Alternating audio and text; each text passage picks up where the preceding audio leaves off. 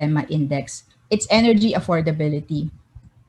We know that in the Philippines, energy has not been the access to energy and energy affordability have been the continuing challenge for us. This is a profile of the average generation rates in the country, not just in one. This is national in scope, and I just put the numbers here also for the spectrum, the highest and the lowest. So for 2019, based on ERC numbers, the lowest utilities have registered a blended or average generation charges of 3.73 pesos per kilowatt hour. For 2020, but this is partial, only as of July, 3.6 is the lowest generation charge, average generation charge. The highest are recently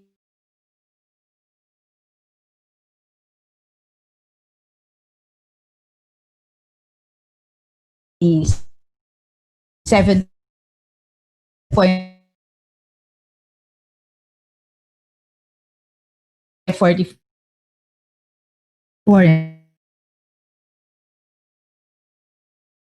and it looks like it's within the same range of their program. We said, one, we wanted to align with the Department of Energy in terms of how they do their planning as well. If I saw that from the participants list, there are a lot who are already familiar with the Philippine energy setup and the RE setup in particular. You may have noticed also that the original or the existing National Renewable Energy Program is a listing of RE capacities, potential reinvestment and all that. We know that that's good, but we wanted more for in terms of what we wanted to do for the NREB and the NREP for the next 20 years. We wanted it pegged at demand. We wanted to see where is RE situated in the picture? Where can we best situate RE supply in the picture? We wanted it anchored on what the demand would be for the next 20 years, because those numbers are available in terms of the projections of the utilities, and they were all part of the power development plan. So we said, let's speak the language of the power development plan so that it's also easier for DOE to incorporate the NREP in the general plans of the DOE. We do not want the NREP to be left in the cabinet or on the shelves as another plan, and then the greater plan will just move on by its own. We wanted it really to be mainstream, in fact, and form part of the core of the national of the DOE planning. The second major thing that we wanted, and is part of the lessons learned, is that since 2009 or 2010, when the first NREP was passed, the target of 35% RE share has been there, but it has been an aspirational target. We said maybe after 10 years, where we have seen that the numbers have actually been declining, it didn't get us back to 34 or 35 when the RE Act was passed. Maybe it's not enough to set it as an aspiration. Maybe we really need to put it as an imperative. And how did we do that? We used the same software that the DOE has been using in their power planning. And in that software, we put as a hard constraint the 35% by 2030. So in simple terms, in laymanized terms, maybe we said, software, this is 2030. We want RE share by 2030. How does the supply mix look like by 2030? And how do we get there in terms of the numbers by 2030?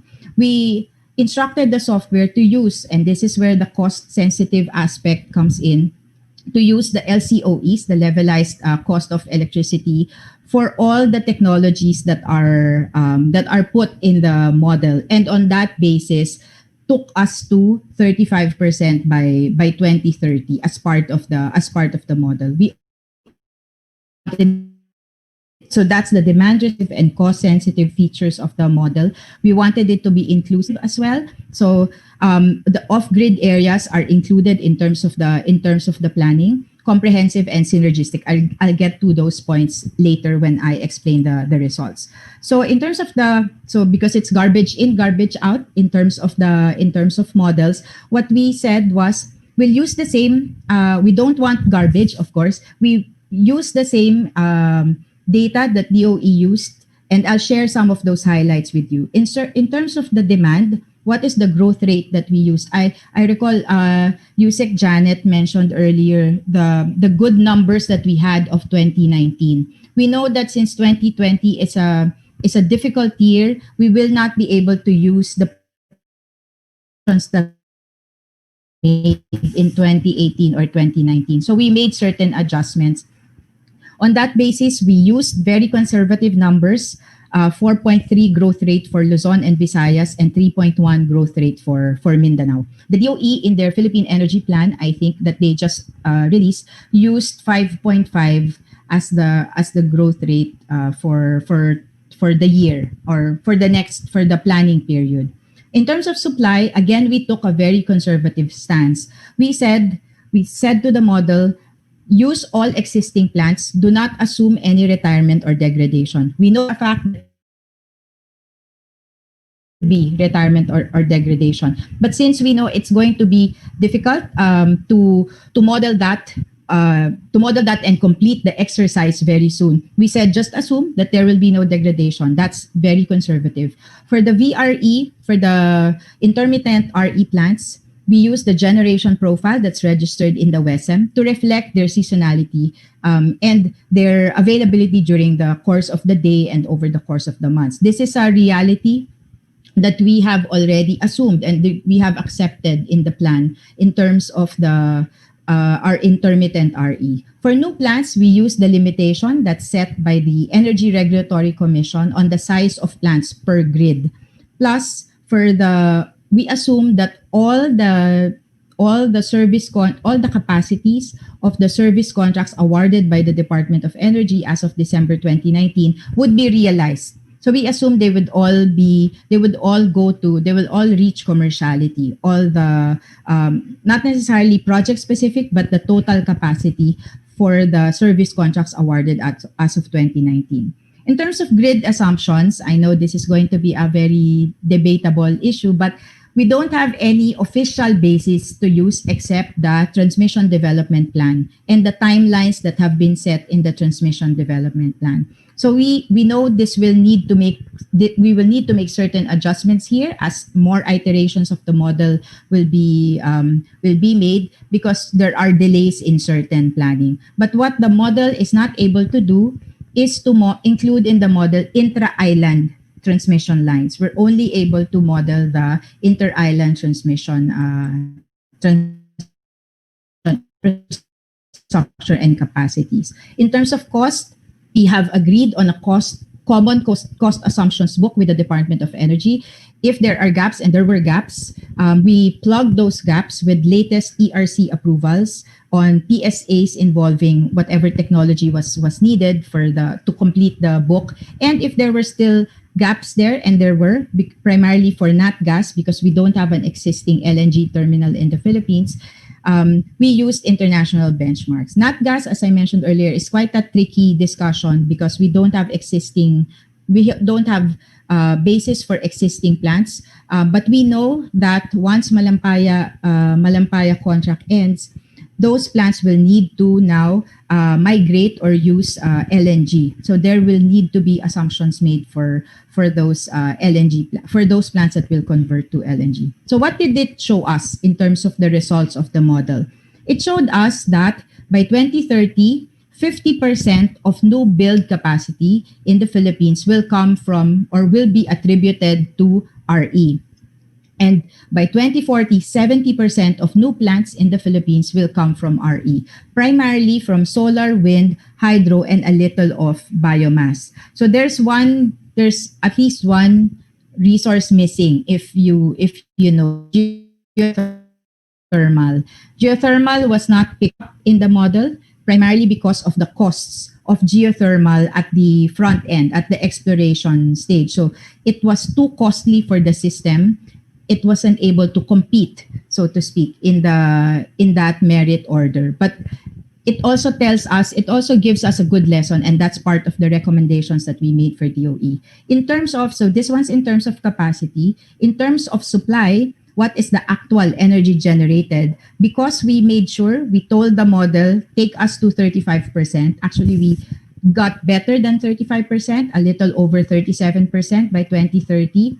And by 2040, more than 55% of power in the Philippines would come from renewable energy under this model. How do we get there? Remember, that's also part of the question. One tool that we have now is the Renewable Portfolio Standard mandated by the RPS. This requires a certain percentage to be purchased from renewable energy among utilities, are retail electricity suppliers. They are the mandated participants. Currently, that is set at 1%. So 1% of power purchased by utilities, co-ops, and RES have to come from RE. Based on this program, what we recommend is to increase that number from 1% to 2.52 by 2023 and moving forward. We know that this is the first year of implementation of RPS. It's a learning stage for most participants. So that's a recognition. We can keep it at 1%, but we need to increase it. We need to increase it soon. And what we recommend is increase it by 2023 moving forward. How much will it cost us? So, and this is where, again, it gets more interesting. If you recall the numbers I showed earlier on the average generation rate, what we have seen in terms of the model is that the average LCOE, the average cost in the system for that base case of 2.52 by 2023 is around 3 pesos 0.18 centavos. That's 3.18 per kilowatt hour. I'll show the comparison later on that. In terms of the capacity, if we convert that to megawatts and gigawatts, we will need 5.8 gigawatts of new RE by 2030 to meet that 35% target. And by 2040, at least, these are all minimum numbers, at least 22.4 gigawatts of RE by 2040. And this is the result in terms of the picture. So if you look at the 2019 mix, with coal at 54%, by 2030, coal will go down by 41%, and by 2040, coal will go down further by 29%. By the way, in the results of the model, it showed us that the system will not require any more coal plants in the next 20 years. But it did include the existing coal plants. And those existing coal plants will have less and less utilization in the system based on the model. What increases together with RE is gas for some time because it's the complementary resource. But as RE increases, you'll also see that there will be less utilization for gas. Why is that? Because there is more flexibility in the system introduced by more RE. Okay. If we had also played around with some other scenarios, if we keep 1% RPS all throughout the next 20 years, it will not get us to the 35% target. It will in the best case scenario, it will take us to 27% RE. And in the next 20 years, by the end of the 20 years, we won't even go back to the pre-RE numbers of RE share. Remember, pre-RE Act, we were already at 34%. In the next 20 years, if we keep it at 1%, we will only get to 32% RE. So there is no, of course, the scenario that we still included, but we hope nobody considers this ever, and it will not happen, that if RPS were reversed or recalled, then the situation will be much grimmer than where we currently are today. So the conclusion is that the only way we can assure 35% targets are met is if we increase our RPS numbers from current 1% to 2.52 or around that number by 2023. Okay. Remember the cost scenario that I showed you earlier. There may be some confusion that it's an additional number to our current one. No, it's not an additional. It will not be a hike. on our current rates. In fact, if we compare it to the numbers I showed you earlier of 5 pesos 44 centavos average system wide, it's it shows how RE can really be cost competitive in terms of today's prices. And for some technologies like solar, the numbers keep going down. So we hope that that will further bolster the competitiveness of RE. There are other factors, of course, that go into this that should be part of this number, but they are not generation. They could be transmission related numbers, the cost on the infrastructure on the system. But we can talk about that later. This is just LCOE. So where do we go from here? Knowing what we know on the results, we part of the National Renewable Energy Program proposed to the DOE is this is just a full snapshot so that you have in one screen the summary or the outline of the proposals to the DOE. First, we have recommended to the DOE that we set clear targets on each leg of the trilemma. If the DOE sees it fit that we adopt the energy trilemma as our metrics, as our measure, but certainly measures are needed, or framework for analysis is needed. If we are saying we need to be energy secure or self-reliant, what do we mean by energy self-reliant or self-secure? Do we mean all our energy requirements have to be fueled by local requirements, or is it a certain percentage? Are we fine with 80% indigenous fuel and 20% imported? We need to know that, and we need so that we can also formulate the timelines where we get there. In terms of environmental sustainability, how do we measure environmental sustainability? Knowing and mindful, of course, that even RE projects have an impact on the environment. Energy equity. How do we know that we are finally meeting this index of energy equity? How do we know that 3 pesos is affordable? How do we know that 5 pesos is affordable? How do we know that we are finally having energy equity or meeting energy equity in the Philippines? And to get there, what we propose to the DOE is really adopting a whole of government, whole of society approach. It is not enough that there is a Philippine Energy Plan. That plan has to be linked to the plan of transportation on energy and mobility, has to be linked with the plans for innovation in DOST. DOST has also an innovation center that's quite active also in the RE space. On financing, I heard it was mentioned also earlier. There are more than 100 states, corporate movers, banks that have already announced they will no longer finance coal. But how do we make sure that those funds that they have said they will withhold from coal will now go to renewable energy projects? We want that shift. It's not enough that they don't finance coal. We need the funds to move to financing RE. What is going to be our plan there?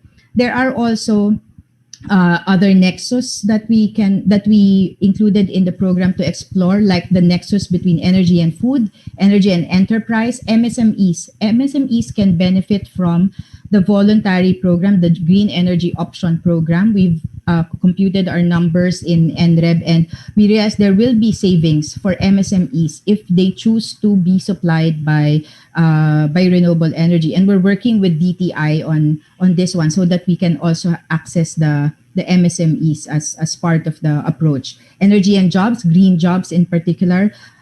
Energy and education. This is our investment for our future. How do we keep that interest among our youth? The youth is interested. The youth is, in fact, more convinced, more aware of the situation we are in terms of climate change and all that. And how do we sustain that? How do we equip them? How do we enable them to act on that knowledge that they have?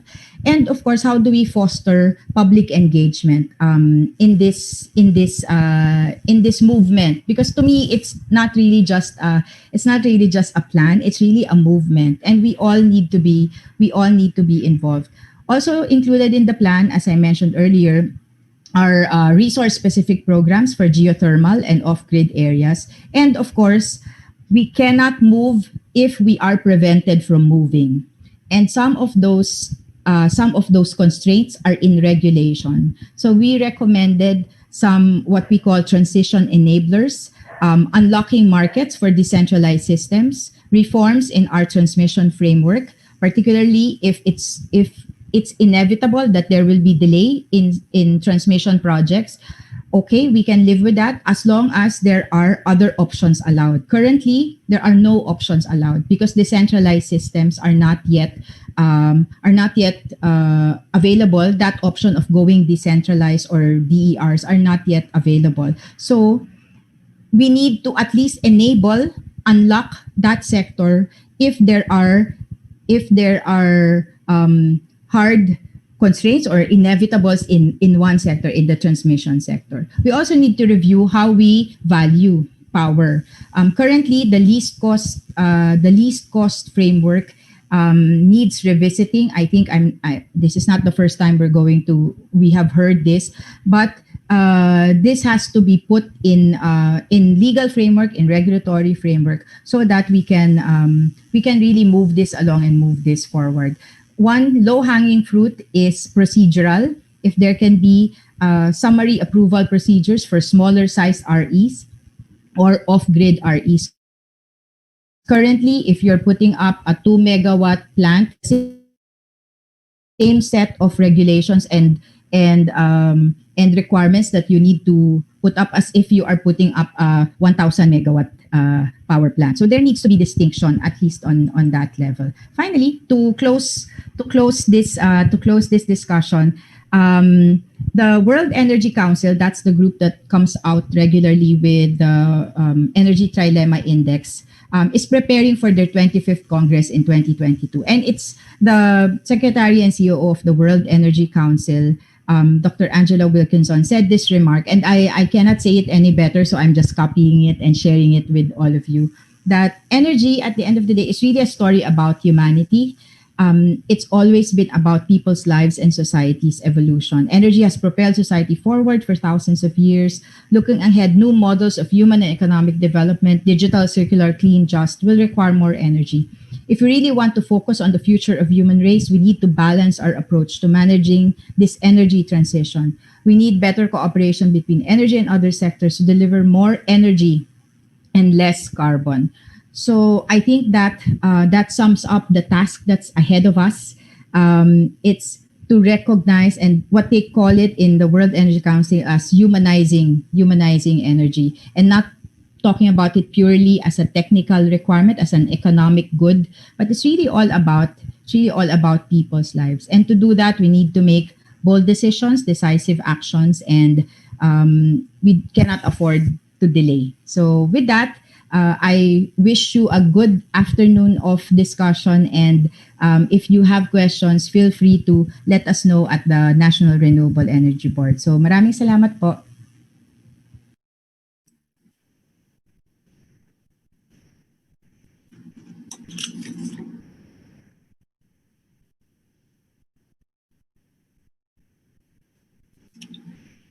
Thank you so much, Attorney De Malanta, for that very, very insightful presentation. We are very pleased to hear that we can expect a new and very comprehensive NREB or NREP in the next coming next months or so, and we are very glad to hear about this. Once again, I would like to encourage those who may have some questions to please post your questions in the question box if you have any particular question for Attorney De Malanta. So now we can proceed to the next speaker. For our next speaker, we have Mr. Jose Lugarta Jr., who we usually call Viking. In Center, we call him Viking. He is the outgoing board chair of Center, and he is the former energy policy advisor of the Institute for Climate and Sustainable Cities. With a background in chemical engineering and economics, Viking has worked in the energy and environment sector for over 30 years. His experience ranges from power plant operations, policy research and formulation to renewable energy project development. He has been a member of the board of the Philippine Small Hydro Association and was a partner of the Asian Energy Advisors prior to joining ICSC. So co-participants, let us welcome Mr. Viking Lugarta for his presentation.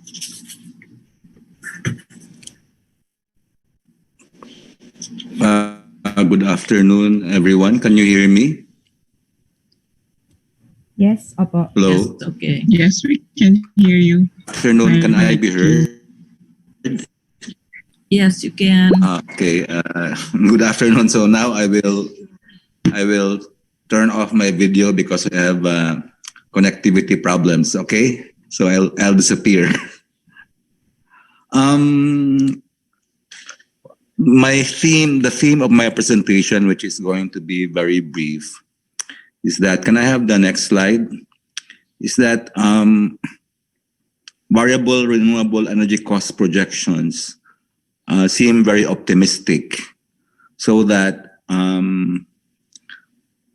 most of the least cost expansion exercises actually already foretell a very aggressive expansion of VRE, especially solar energy, and the replacement of coal capacity by natural gas and solar. This chart taken from Bloomberg New Energy Finance shows the declining cost of VRE as compared to the LCOEs of coal and natural gas. So as part of a study funded by the British government and undertaken by Carbon Tracker Incorporated, the Institute for Energy Economics and Financial Analysis, and the Institute for Climate and Sustainable Cities, and also as part of a smaller study funded by Friedrich Ebert Stiftung. I've examined 4 least cost expansion models. Can I have the next slide, please? So we have this from the Bloomberg exercise. We have this generation mix projection up to 2050, and that shows coal starting to decline in terms of its share in the generation mix starting in 2036, and then an expansion of natural gas, and then VRE, most especially solar, utility scale solar. So in 2050, according to the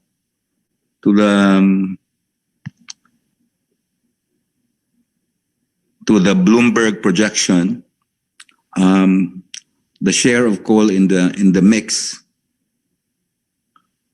will be just a little over 10%, no? Can I have the next slide, please?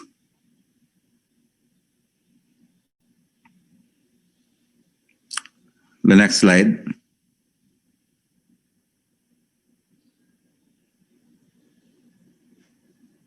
So we examined 4 least cost expansion exercises. And what do these exercises entail?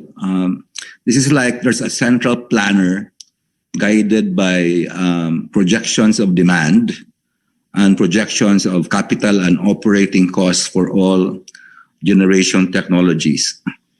I showed Bloomberg Bloomberg's result because it provided the most complete sets of assumptions, especially projected the generation cost of all the technologies. But we also examined the UP Engineering Research and Development Foundation energy system model, and we also examined the National Renewable Energy Board result, and then we looked at some of the hodgepodge of results that are shown sometimes by MGen, the subsidiary of Meralco. The thing is that it's very difficult to compare the results of the four because of varying assumptions and coverage. For example, the Bloomberg modeling consists of, covers the whole country, while that of the UP model covers only Luzon. NREB covers the whole country, and MGen covers only Luzon as well. So the tricky thing about these least cost expansion exercises is that the cost minimization is undertaken by, as I said, a central planner who minimizes total cost over the planning or the scenario period. And in any case, whatever the varying assumptions, the models do show that in the case of Bloomberg, there will be no more new coal installed capacity by after 2023. In the NREB model, after 2021, no more coal capacity added. For the UP model, it's also no more coal after 2021. And in the MGen, I'm told that the last coal expansion may be in 2028. Now, the problem with just examining the results of these least cost expansion exercises is the question that haunts us is whether the results of such exercises will actually result from the private market interactions of the players. For example, distribution utility will minimize its cost for its own ratepayers, and all the DUs do that. That will not really lead to a cost minimization for the entire system. That can be shown because we have seen that portfolio effects are not really taken into consideration by distribution utilities.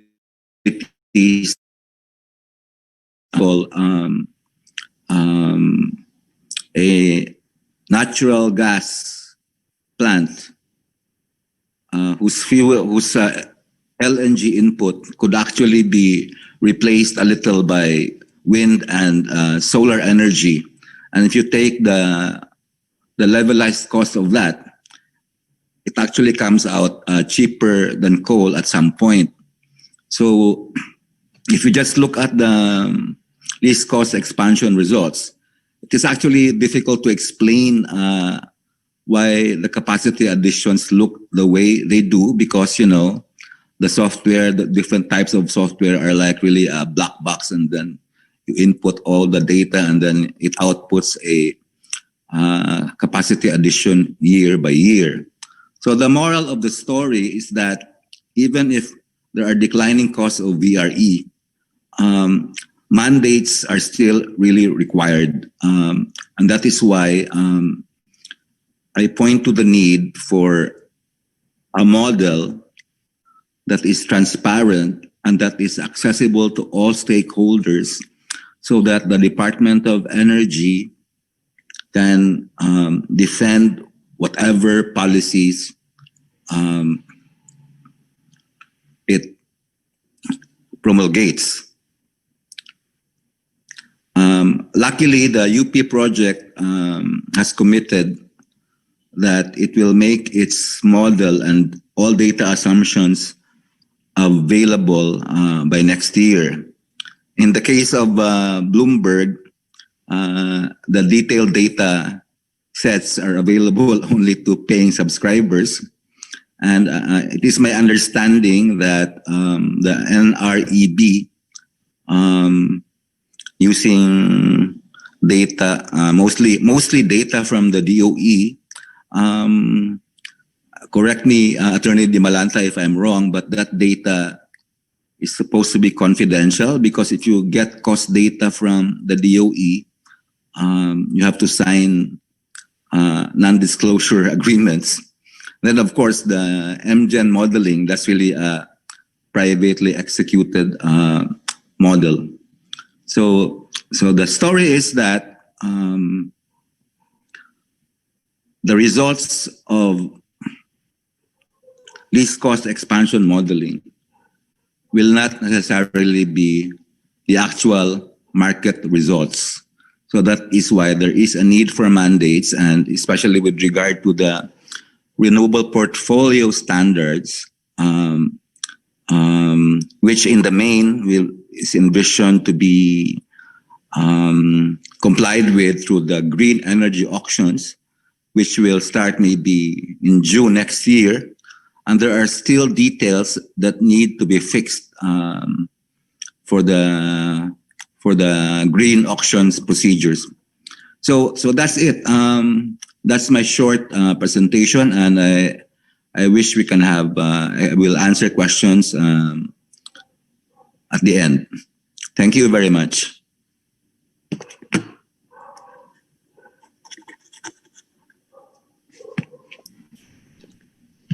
Thank you, Viking. Now we can proceed to some of the questions that have been forwarded. Actually, first, before I go to the question, I have a question and comment for Attorney De Malanta. Ma'am, it's very good to see that, you know, we're looking at really increasing our renewable energy capacity, and you have mentioned that according to your plan, or according to the results of your model, we need some 5.8 gigawatts of renewable energy by 2040. The question is, and we are hoping that this can be done actually through the increase in RPS to about 2.52%. The question that I have right now is, what happens if the DUs or if the stakeholders do not or are not able to comply? Is there any existing strategy or what's the compliance measure to be able to do that? That's one question. Okay. All right. Thank you for giving an opportunity to clarify that point. The RPS, under the current rules, under the current guidelines issued by the DOE in a DOE circular, imposes certain penalties for DUs or cooperatives or RES that fail to meet their whether it's 1% or if we increase it to 2.52% of their gross sales, they're not able to meet that RE target corresponding to their portfolio. So there are penalties. In fact, the most stringent penalty is imposed on the officers, because there is a possibility, at least under the law, of imprisonment. But I say this all the time when asked about the RPS. The RPS is, of course, we know it as a mandatory program, but what's this, a mindset or a culture of compliance, what we want to push really is an environment of engagement, that people are not, or utilities, RES are not designing their portfolio just to make sure that they meet the standard, but because they know that it's their contribution towards that greater share of RE. And there are also complementary programs or enabling programs that the DOE is actually looking at already. Even before we propose this increase to 2.52, the secretary already has signed the program for green energy auctions, and the green energy auction is actually the accompanying tool for RPS, so that there is going to be that centralized procurement system